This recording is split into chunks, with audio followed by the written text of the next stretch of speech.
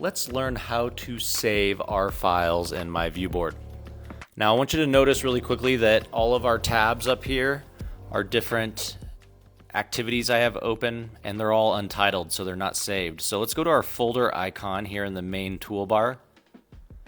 And I'm going to click that, and you're going to notice that this is where you can open, share, and save your whiteboard files.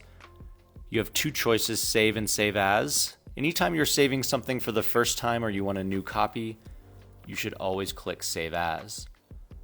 As with anything in myViewBoard, you can always save it to your local drive. You'll see I have my local drive here, which is my desktop or my documents.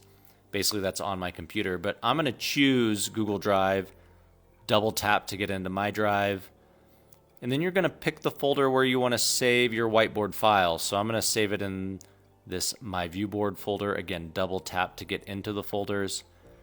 And then down at the bottom, just type in the name of what you want to call your file. Once you're done, find that Save button on the bottom right. You're going to click that. And then you'll see that it's uploading. It's putting it into my cloud storage. And if you look very closely, that tab that was untitled now has the name, so it's saved. This one here is not saved because it still says untitled. So let's go ahead and switch to that tab and let's save this one. Again, we go to our folder. We're going to choose Save As because we've not saved this before. Then we're going to give it a name. Click the blue Save button when you're finished. And just like before, you will see now that that tab has the name, so it is saved. But what if, after you've saved something, you make a new page? So we'll make a quick new page here.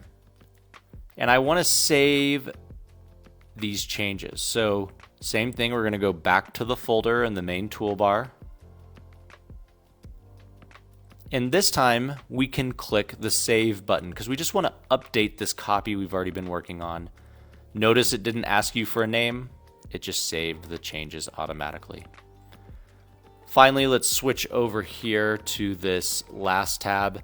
If you ever try to close a tab on accident, it's going to prompt you. See how here it says, do you want to save and exit? Just to be sure, if something's not saved, now we can go in here, give it a name, and save it, and then close that tab. Our ViewSonic certified trainers are excited to work with you. If you'd like to have someone on site or virtually guide you through a hands-on learning, please reach out to pdteamus@viewsonic.com.